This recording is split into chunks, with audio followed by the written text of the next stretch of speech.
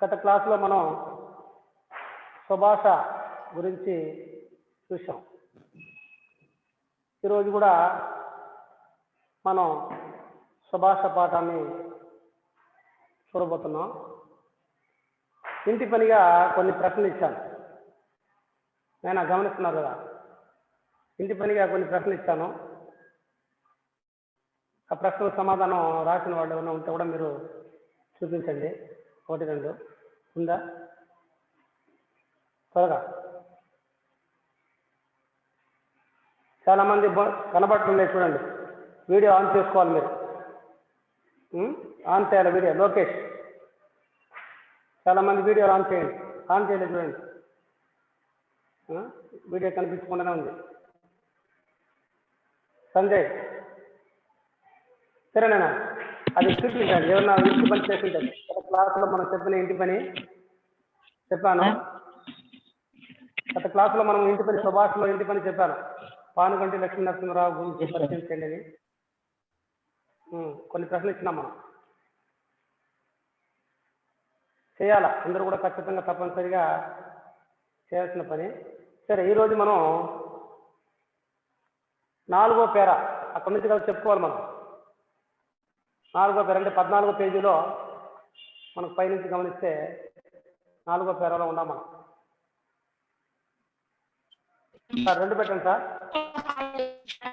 కొలితే sir పెట్టాను sir. 1A పెట్టాను.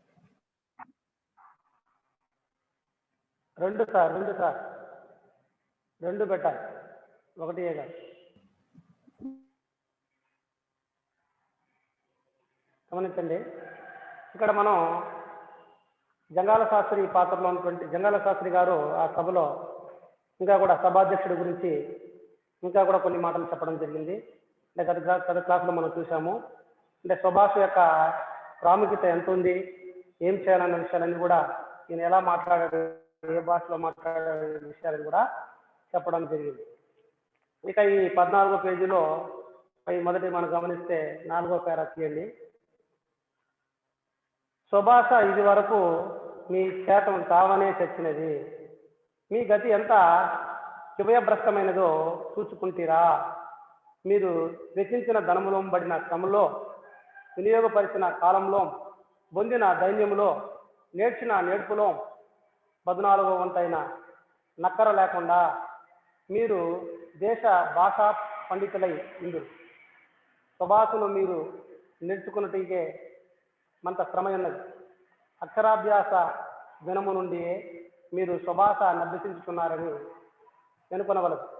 మీ తల్లి కడుపులో ఉన్నప్పుడే నేర్చుకునుట మొదలుపెట్టినారు. ఈ పేరాలో మనం గమనిస్తే స్వభాష ఇది వరకు మీ చేతిలో సావనే చచ్చినది అని మన జంగాల శాస్త్రి ఆ సభలో ఆ సభాధ్యక్షులను ఉద్దేశించి చెప్పడం జరిగింది. మీ గతి ఎంత ఉభయభ్రష్టమైనదో, అంటే ఉభయభ్రష్టం, రెండింటిలోనూ చెడిపోవడం అంటే ఈ భాషలో ఆ భాష రెండింటిలోనూ చెడిపోవడం అనేది మనకు అక్కడ స్పష్టం కనబడుతుంది. కాబట్టి మీరు వెచ్చించిన ధనములో పడిన వెచ్చించిన అంటే ఖర్చు చేసిన, కాబట్టి ధనములో పడిన శ్రమలో, వినియోగపరిచిన కాలంలో అంటే ఉపయోగించినటువంటి కాలము, పొందిన దైన్యంలో, దైన్యం అంటే పేదరికంలో దైన్యము, నేర్చిన నేర్పులో, కాబట్టి వీటన్నిటిలో కూడా 14వ వంత నక్కర లేకుండా మీరు దేశ భాషా పండితులైందురు. అంటే స్వభాషను మీరు నేర్చుకుంటకే అంత శ్రమ ఉన్నది. అక్షరాభ్యాసం అంటే అక్షరం నేర్చుకునేటువంటి కాలం నుండి అంటే మొదలు కాలేదు. మీ తల్లి కడుపులో ఉన్నప్పుడే మీరు ఈ భాష నేర్చుకున్నారని చెప్పే విషయాన్ని, మొదలు పెట్టారని చెప్పే విషయాన్ని మర్చిపోవద్దని అన్నట్టుగా ఎత్తిపుడుచుగా అక్కడ మాటలు చెప్పడము జరిగింది. ఇక మనకు 5వ పేరాలో గమనిస్తే ఉపాధ్యాయుడైన నక్కర లేకుండా గ్రంథములోరక చదువుకొని పోయిన ఎడల భాషాజ్ఞాన సంపాదన నీకు ఎంతసేపు. నాకు ఆంధ్ర భాష రాదని మన అధ్యక్షుడు కంతోక్తిరాం బలికినాడు. మా భాష మాకు రాదను ననహవాక్య మాంద్రుని నోట నుండి వెడలందగదు. ఏ జాతి వారి నోటి నుండి నంతే, అంటే ఆంధ్రదేశమున పుట్టి ఎంతకాలమైనదో, ఆంధ్రజాతి పుట్టి ఎంతకాలమైనదో ఇట్టి జనుచిత వాక్యము నిండు బయలువడినది. ననుచితమను మాట నిస్సందేహము పోనుండు దీనికేమి, అనుచితకు నసందర్భతకు అవకతవకకు అనేక సంవత్సరముల నుండి ఎలవాటు పడి ఉన్నాము. భాష మీకు రాదేమి? అబ్బా, మీరే ప్రయత్నము చేసినారని రాదనుకున్నారు. భాష తనంత తాను మీకు వచ్చిననియే అనుకున్నారా? ఇక్కడ మనం గమనిస్తాం 5వ పేరాలు. అంటే ఉపాధ్యాయుడు అక్కర్లేకుండానే గ్రంథాలు, పుస్తకాలు అనేక రకంగా మనం చదువుకుంటూ పోతూ ఉంటాము. కాబట్టి ఈ భాషా పరిజ్ఞానం సంపాదన మనకెందుకులే, మీకెంతసేపు అని చెప్పి ఆలోచిస్తున్నారు. కానీ ఆంధ్ర భాష రాదని మన అధ్యక్షుడు, అంటే అధ్యక్ష భగవానుడు కంఠోక్తి, అంటే కంఠ ప్లస్ ఉక్తి, కంఠోక్తి అంటే నోటితో స్పష్టంగా చెప్పిన మాట, ఆయన నోట్లోనే వచ్చింది ఆ మాట. అంటే నాకు ఆంధ్ర భాష రాదని ఆయనే చెప్పుకొని వచ్చాడు. అంటే కంఠోక్తిగా పలికినాడు, అంటే చెప్పడం జరిగింది, మాట్లాడడం జరిగింది. కాబట్టి మా భాష మాకు రాదను, ననర్హ వాక్యం ఆంధ్రి నోట. కాబట్టి అనర్హ వాక్యము, నా అనర్హ వాక్యం అన్నాడు, నా ప్లస్. కాబట్టి హర్షవాక్యము అంటే యోగ్యత లేని మాట నీ నోట్లో, ఆయన నోట్లో నుంచి వచ్చిందని అక్కడ చెప్పడం జరిగింది. కాబట్టి అందుకే అలాంటి మాట రావడము, ఆ సభాధ్యక్షుని నోటిలో నుండి అలాంటి మాటలు రావడము మన జంగాల శాస్త్రికి ఆయన నోట్లోనే వచ్చిందని చెప్పి ఇక్కడ ఎత్తి పొడుపుగా చెప్పడము జరిగేది. ఏ జాతి వారి నోటి నుండి అంటే ఆంధ్రదేశమున పుట్టి ఎంత కాలమైనదో, ఆంధ్రజాతి పుట్టి ఎంత కాలం అయినదో ఇది అనుచిత వాక్యము. అంటే అనుచిత వాక్యం అంటే నా ప్లస్ ఉచిత వాక్యం, తగని మాట ఆయన నోట్లో వచ్చిందని పలికాడని చెప్పి చెప్పడం జరుగుతుంది. కాబట్టి అనుచిత మనుమాట నిస్సందేహము. కాబట్టి పోనిండు దీనికేమి, అనుచితకు నసందర్భతకు, అంటే అసందర్భత, నా ప్లస్ సందర్భత అంటే సందర్భం లేకపోవడాన్ని. కాబట్టి ఇక్కడ కూడా నసందర్భతకు అవకతవక అంటే అసందర్భం, ఇది కూడా అసందర్భాన్ని మనకు తెలియజేస్తుంది. అనేక అంటే సంవత్సరం నుండి ఎలవాటు పడినాము, అనేక సంవత్సరాల నుంచి మనం ఎవరు గీస్తున్నారు చూడండి సార్. సార్ సార్ నేను చూస్తున్నాను, నేను చెప్పండి. చూడండి సార్, ఎవరు చూడండి, అది చూడండి, ఎవరు చూడండి సార్. కాబట్టి ఈ విధంగా అధ్యక్షుని గురించి మన జంగాల శాస్త్రి ఈ విధంగా చెప్పడం జరిగింది.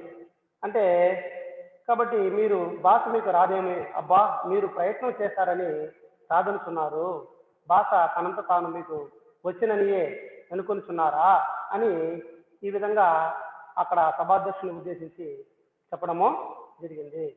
ఇక 6వ పేరాలో మనం గమనిస్తే అందరూ తెలుగు మాట్లాడవలసిన ఇందరిలో నీ ఒక్కండా ఇంగ్లీషులో మాట్లాడితివి, కావుమని వినవలసిన కాకులన్నిటిలో నొక్క కాకి కుక్కరకో అని ఎరిచిన ఎడల మిగిలిన కాకులు దానిని ముక్కుతో బొడిచివేయక మానునా. మేము నీ వంటి అనేక ప్రకృతిలో అలవాటు పడిన వారం కావున సరిపోయింది, కానీ లేకున్నానేమి కాందగినవి. ఆంగ్లేయ భాష ఎలా చదువుకుంటేవని ననిక్షేపించము. ఇంతకన్నా నదిక జ్ఞానమును కూడా నీవా భాషలో సంపాదింపు, నాకు మరింత ఇష్టం. కానీ నీవు ఆంగ్లేయ భాషా జ్ఞానం ముందులకో, నీవు ఎరుగుదువా ఆంగ్లేయ భాషయే కాదు ఇంకా అనేక భాషలు కూడా నేర్చుకును. నీవు సంపాదించిన పరభాష జ్ఞానం అంతయు నీ భాష అభివృద్ధి పరిస్థితికే, నీ భాషను భాగ్యోత్తరమును చేయుటకే, నీ భాషను పరభాషా గ్రంథం ప్రశస్తాభిప్రాయాలతో పన్నెపట్టుటకే, అంతకంటే వేరు కాదే. ఆంధ్ర భాషలో ఆ ఆల కంటే నవతలి ఎక్కరము నెరుంగని వాండవు కాదా కదా. ఆంధ్రుడవై ఇండియు నాంధ్ర భాషలో ఆ అని నోరు మెదలపలేని వాడవు కదా. నీవు ఆంగ్లేయ భాష జ్ఞానమును దేశమున చెట్లు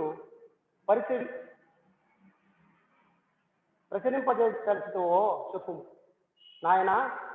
నిన్న గ్రంథములు రాయమని కోరుచున్నాను అనుకుంటువేమో, నీవు రాయనిదేమి. పాటిని నెత్తిని పేండ ఏ గ్రంథమును నీవు రాయవలదు, ఏ గ్రంథము చదవవలదు. ఏడుపులో కూడా మన స్వతంత్రత ఏమి కర్మము, అందుకు సర్వ స్వతంత్రులము సంపూర్ణాధికారులమే కదా. ముష్టి బ్రాహ్మణుడు నీ ఇంటికి వచ్చి యాయావరపు బ్రాహ్మణుడి నెయ్యాయని ఇరవక బాయ్ రూములో ఉన్న పార్టీల్లో రైస్ ఏమైనా ఉన్నదేమో, కైండ్లీ థ్యాంక్ యూ నీతో సంభాషింపగా నీవు అతనికి ముష్టి వేయుదువా, మూంటి మీద ఈడ్చి ఒకటి వేయుదువా. అలాగే మన ముష్టిలోని ఈ ఇంగ్లీష్ మాటలు కూడా నంత గౌరవప్రదములే అని నిశ్చయముగా నమ్ముండు.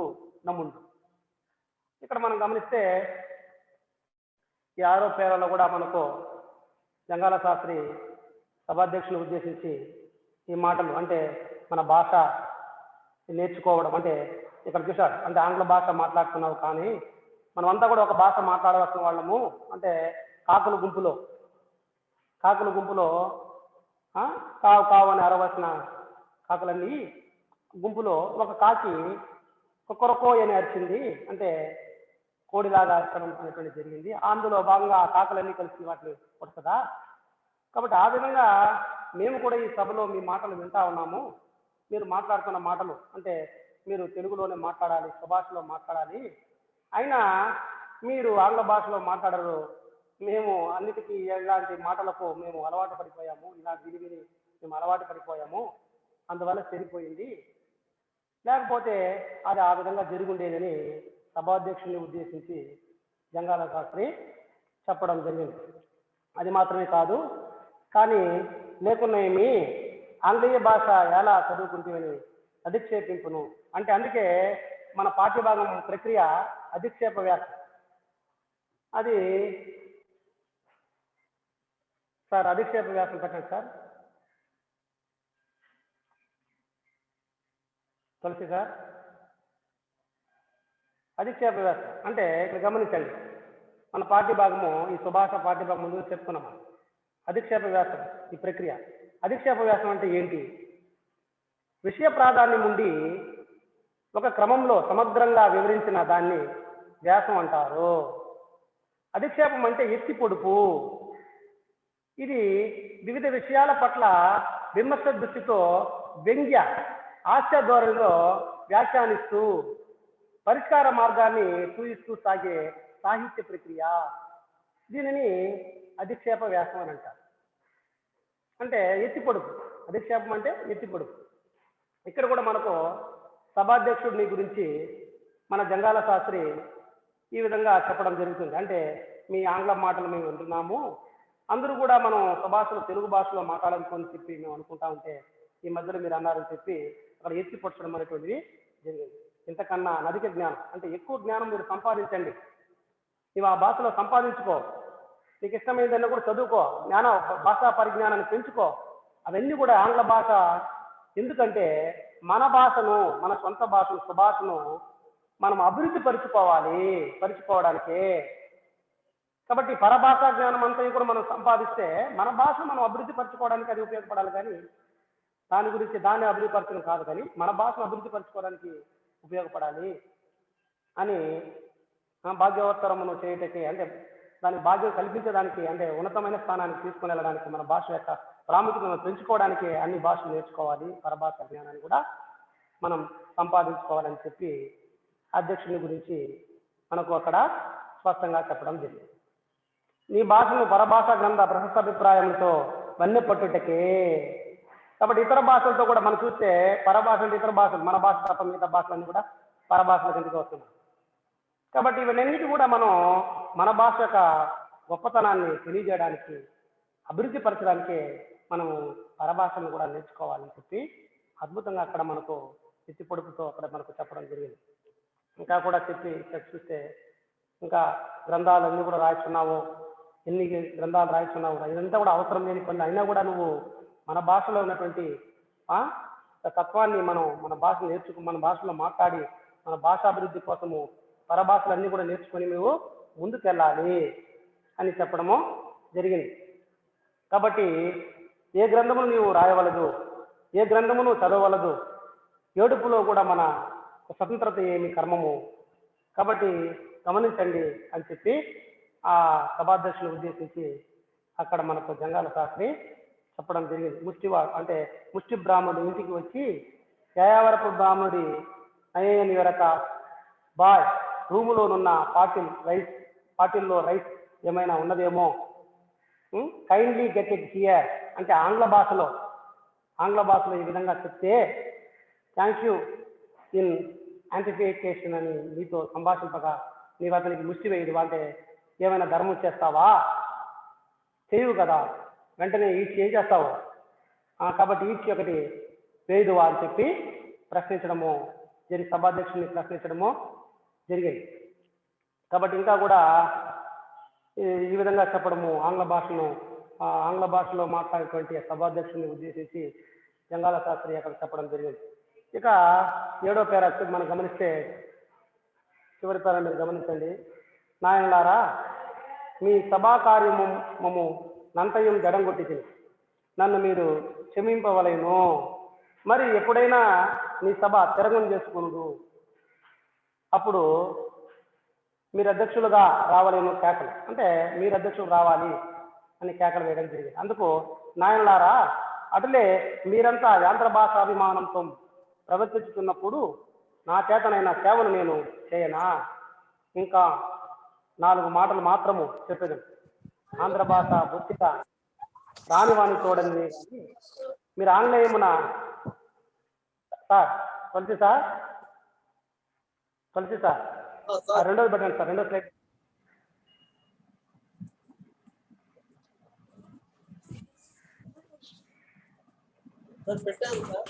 గమనించండి 14 పేజీ చూడండి. కాబట్టి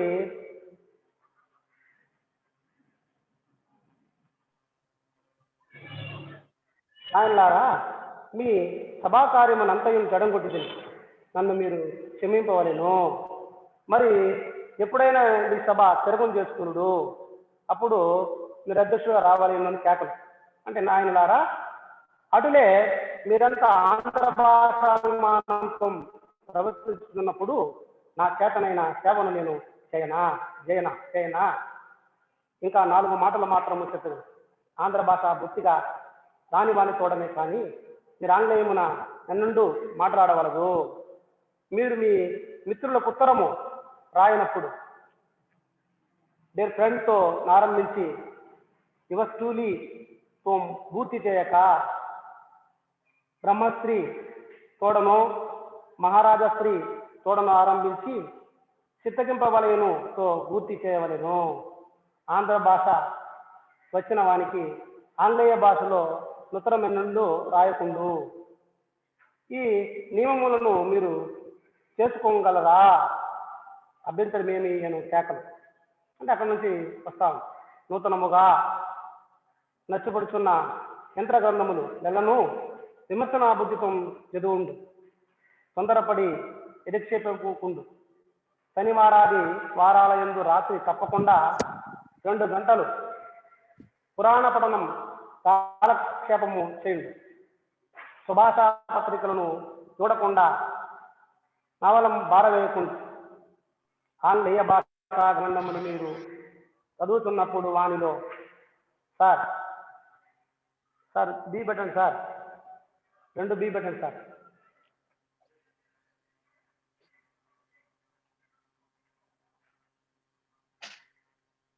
మూడు పెట్టండి. సరే 3 పెట్టండి. ఆ ప్లేస్ 3 పెట్టండి. అదే ఇదే. కాబట్టి తొందరబడి ఎదుర్చేపకుంది శనివారాది వారాల యందు రాత్రి తప్పకుండా 2 గంటలు పురాణ పఠనం కాలక్షేపము చేయండి. స్వభాషా పత్రికలను చూడకుండా నావలం బారవేయకుండా ఆంగ్లేయ భాషా గ్రంథములు మీరు చదువుతున్నప్పుడు వానిలో మన భాష కక్కరకు వచ్చు నంశము లేమియా అని తదేక దృష్టితో చూచుతూ వారిని మెదటిలో బదిలపడుతుంది. మీరు ఈ నియమములు తనొచ్చుకుని పట్టుదలతో పాటించి పుట్టుక చేతనే కాక బుద్ధి చేత స్వభావం చేత యోగ్యత చేత నాంధ్రులు వినిపించుకునుడు. ఓం శాంతి శాంతి శాంతి అని ఇక్కడ మనకు చెప్పడం జరిగింది. అంటే మన జంగాల శాస్త్రి గారు ఇక్కడ ఈ చివరి 7వ పేరాలో మనం గమనిస్తే, నాయనలారా ఈ సభను నేను చెడగొట్టేశాను, పూర్తిగా చెడగొట్టేశాను, కాబట్టి నన్ను క్షమించాలి. మళ్ళీ ఈ సభను మరొకసారి మీరు చేసుకోవాలి అని చెప్పి చెప్పుకుంటూ వస్తున్నప్పుడు, అందుకు వాళ్ళు ఏం చెప్తున్నారు, మీరే సభాధ్యక్షులుగా రావాలి అన్నప్పుడు, మీరంతా ఆంధ్ర అభిమానంతో అంటే ఆంధ్ర భాష అభిమానంతో ఉన్నప్పుడు, ప్రవర్తిస్తున్నప్పుడు, నడుచుకుంటున్నప్పుడు నేను కూడా నా చేతనైన సహాయాన్ని నేను చేస్తాను, ఇంకా 4 మాటలు మాత్రమే నేను చెప్పి ముగిస్తానని చెప్పి చెప్పడం జరిగింది. అందులో భాగంగా ఆంధ్ర భాష బొత్తిగా రాని వాడితో కానీ, కాబట్టి మీరు ఆంగ్లేయం అంటే ఇక్కడ మనం గమనించాలి, మీ మిత్రులకి మీరు లేఖ రాసేటప్పుడు మీరు డేర్ ఫ్రెండ్తో ప్రారంభిస్తారు, యువర్ ట్రూలీతో ముగిస్తారు. అటు కాకుండా బ్రహ్మశ్రీ తోడును లేకపోతే మహారాజశ్రీ తోడును ఆరంభించి చిత్తకెంప వలయను తో పూర్తి చేయాలి. లేఖను ఉత్తరం రాసేటప్పుడు గుర్తుపెట్టుకోండి, ఇలా మీరు పూర్తి చేస్తే బాగుంటుందని ఆ సభలో అందరికి కూడా తెలియజేయడం జరిగింది. అందులోకి ఆంధ్ర భాష వచ్చిన వాని ఆంగ్లేయ భాషలో ఉత్తరం ఎన్నండును రాయొద్దు. కాబట్టి ఆంధ్ర భాష వచ్చిన వారికి ఆంధ్ర భాషలోనే మీరు రాయండి అని చెప్పి చెప్పడం జరిగింది. కాబట్టి ఇంకా కూడా నూతనముగా నచ్చుపడుతున్న అంటే అచ్చు వేస్తున్న యాంధ్ర గ్రంథములు ఎన్నెన్నో కొత్తగా పుట్టుకొస్తున్నటువంటి, కాబట్టి ఈ యొక్క అచ్చు వేస్తున్నటువంటి ఆంధ్ర గ్రంథం పుస్తకాలు, కాబట్టి వీటన్నిటి కూడా విమర్శనా బుద్ధితో చదువుండు. కాబట్టి ఎందుకు ఎలా ఎప్పుడు అనేటువంటి వాటిని గురించి ఎందుకు వస్తుంది, ఎలా వస్తుందని చెప్పి, ఎలా జరిగిందని చెప్పే విషయంతో మీరు ముందుకు చదువుకుంటూ వెళ్ళండి. తొందరపడి అధిక్షేపకుండు అంటే అధిక్షేపం అంటే ఎత్తుకొచ్చొద్దు అని చెప్పి అధిక్షేపం గురించి చెప్పాడు. అంటే శనివారాది వారాల్లో రాత్రి తప్పకుండా 2 గంటలు పురాణ పఠనంతో కాలక్షేపం అంటే పురాణ పఠనం చదవండి, పురాణ పఠనాన్ని పఠించండి, పురాణాలను పఠించండి. అందుకే అది మాత్రమే కాదు, స్వభాషా పత్రికలను చూడకుండా నవల్లో పారివేయకూడదు. స్వభాషా పత్రిక సంబంధించినవి అన్నీ కూడా మనం మన భాషలో ఉన్న పత్రికలన్నీ కూడా మనము పూర్తిగా చదవాలి అని చెప్పి ఆ సభలో చెప్పడం జరిగింది. అది మాత్రమే కాదు, ఆంగ్లేయ భాషా గ్రంథములు మీరు చదువుతున్నప్పుడు వానిలో మన భాష అక్కరకు వచ్చు అంశము ఏమిటా అని తదేకంగా దృష్టి పెట్టి చూడండి. దాన్ని కాబట్టి మీద భద్రంగా దాచుకోవాలి. మన భాషకు సంబంధించిన ఇతర భాషలు చదువుతున్నప్పుడు, పరభాషను గ్రంథాలు మనం చదువుతున్నప్పుడు మన భాషకు ఉపయోగపడేవి అక్కరకు వచ్చే అంశాలు ఏమేమి ఉన్నాయి వాటిని మాత్రమే మనం తీసుకోవాలి. మొదటిలో బదలపరచుండు అంటే భద్రపరచుకోవాలి, భద్రపరచుకోవాలి.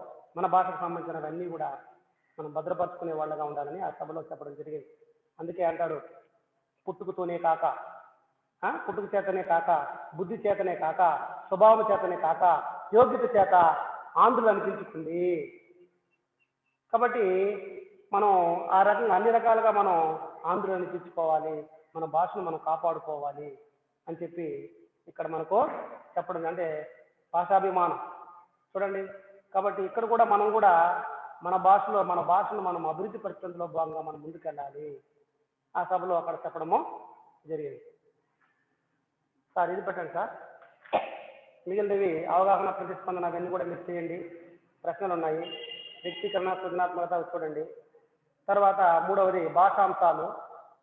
ఇందులో పదజాలం మొదటిది గమనించండి. ఆ భాగంలో గమనించండి. ఆ భాగంలో కింద గీత గీసిన పదాలకు అర్థాలు రాసి, అక్కడ ఇచ్చాడు స్పష్టంగా, అర్థాలు రాసి ఆ పదాలను ఉపయోగిస్తూ సొంత వాక్యాలు రాయండి. అక్కడ ఇవ్వడం జరిగింది. మొదటిది, శిశువుల మాటలు చిలక పలుకుల్లా ఉంటాయి. వాక్యం, శిశువుల మాటలు చిలుక పలుకుల్లా ఉంటాయి. ఇందులో చిలుక పలుకులు. ఇప్పుడు మనం ఏం చేయాలి? దాన్ని ఉపయోగించి వాక్యం రాయాలి. చూడండి, ముందు పదానికి అర్థం రాయమన్నారు. ఆ అర్థంతో మనం మళ్ళీ ఒక వాక్య ప్రయోగం చేస్తాం. చెప్పండి ఆయన. సొంత వాక్య ప్రయోగాలు మనకు తెలుసు. ఎలా రాయొచ్చు? చిలుక పలుకులు అంటే సొంతంగా ఆలోచించకుండా మాట్లాడే మాటలు. దానికి అర్థం, సొంతంగా మనం ఆలోచించకుండా మనం మాట్లాడే మాటలను చిలుక పలుకులు అంటారు. ఇప్పుడు మనం వాక్య ప్రయోగం చేయబోతున్నాం. చేయండి. చెప్పండి ఆయన. ఎవరు చెప్తారు? ప్రణయ్, దేవరాజు, జి దేవరాజులు చెప్పు నాయన. వాక్య ప్రయోగం చేయి.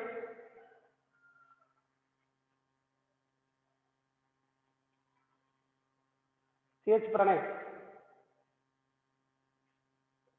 వాక్య ప్రయోగం చేయనైనా త్వరగా కానీ చేయాలా? సరే వినండి, మనం చేయబోతాం ఇప్పుడు. మంత్రి గారి మాటలు చిలుక పలుకుల్లా ఉంటాయి. నా మిత్రుని యొక్క మాటలు చిలుక పలుకుల్లా ఉంటాయి. కాబట్టి ఇట్లా అంటే చిలుక పలుకుల్లా ఉంటాయి. ఇక రెండవది గమనించండి.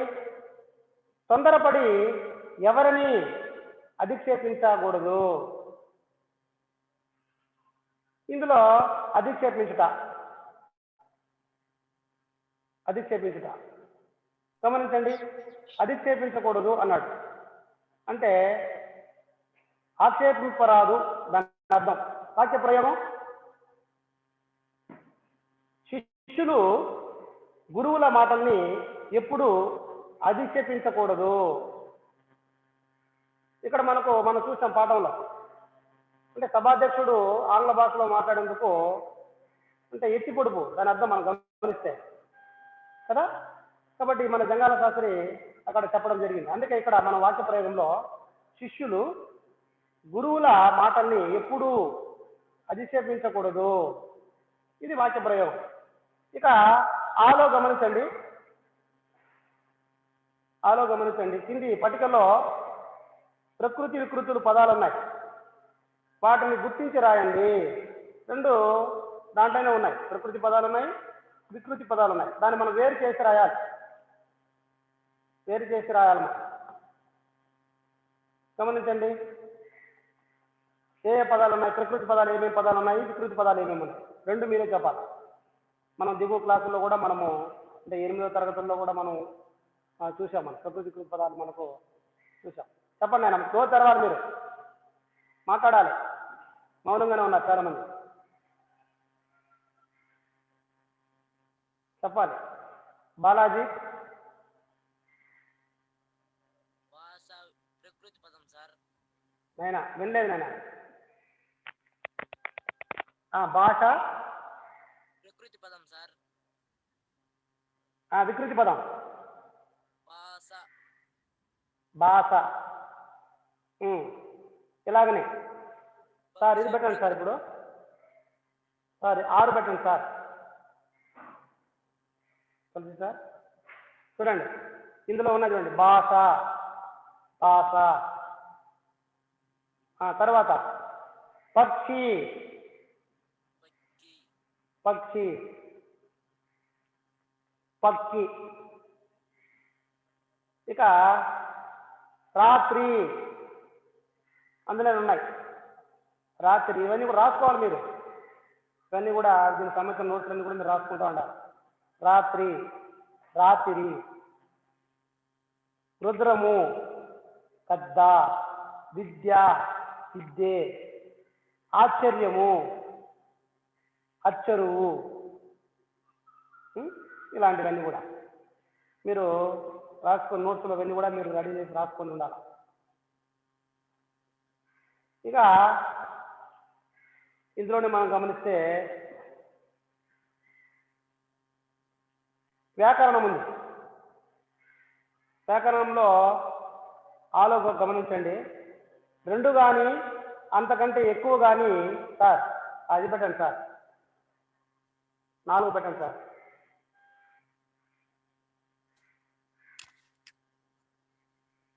గమనించండి.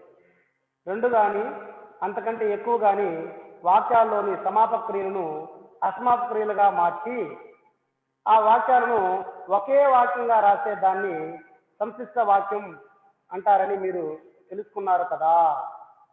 కింది సామాన్య వాక్యాలను సంశిష్ట వాక్యాలుగా మార్చి రాయండి. కాబట్టి ఇక్కడ మనం గమనిస్తాం, మనం 2 కానీ అంతకంటే ఎక్కువ కానీ వాక్యాల్లోని సమాపక క్రియ, అసమాపక క్రియ. సమాపక క్రియ అంటే పని పూర్తి కావడం, అసమాపక క్రియ అంటే పని పూర్తి కాకుండా ఆగిపోవడం. కాబట్టి సమాపక క్రియలను అసమాపక క్రియలుగా మార్చి ఆ వాక్యాలను ఒకే రకంగా రాసే దాన్ని సంశిష్ట వాక్యం అంటారని మీరు తెలుసుకున్నాం. అంటే మన దీని తరగతుల్లో మనం తెలుసుకున్నాం. ఇప్పుడు కింది సామాన్య వాక్యాలను సంశిష్ట వాక్యాలుగా మార్చి రాయాలి. ఏ విధంగా రాస్తున్నాము చూడండి. ఆంగ్లేయ గ్రంథములు ఎన్నియో రాయుచున్నారు, ఆంగ్లేయ ఉపన్యాసములు ఎన్నియో ఇచ్చుచున్నారు. ఇక్కడ సామాన్య వాక్యాలు అంటే 2 సామాన్య వాక్యాలు ఉన్నాయి మనకు. వీటిని మనం సంశిష్ట వాక్యంగా మార్చి రాయాలి. ఎలా రాస్తాము చెప్పండి? ఎలా రాస్తాం సంశిష్ట వాక్యంగా? 2 సామాన్య వాక్యాలను సంశిష్ట ఒకే వాక్యంలో రాయాలి మనం. ఎలా రాస్తాము గమనించండి. ఆంగ్లేయ గ్రంథములు ఎన్నియో రాస్తూ ఉపన్యాసములు ఎన్నియో ఇచ్చుతున్నారు. రాసుకోండి మీరు. ఆంగ్లేయ గ్రంథ